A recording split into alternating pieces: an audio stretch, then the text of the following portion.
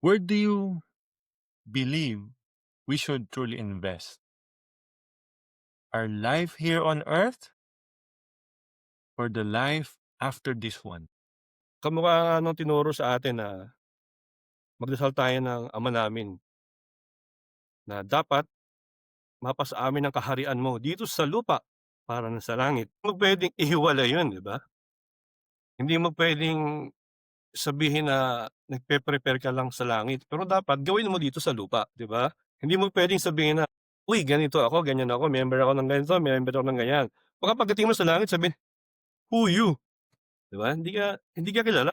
Talagang sincere yung intention mo, you have a pure heart. Dito pa lang sa lupa.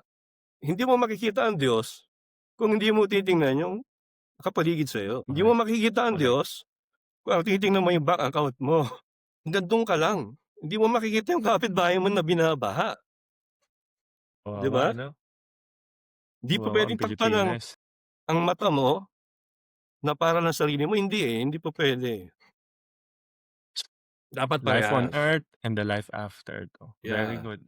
Ganda ng Kasi that's sagot the natin. bridge, that's the connection. You can also live the heaven here on earth while you're still alive, and hopefully 'pag nagawa mo yun makilala ka 'pag tapos na yung oras mo.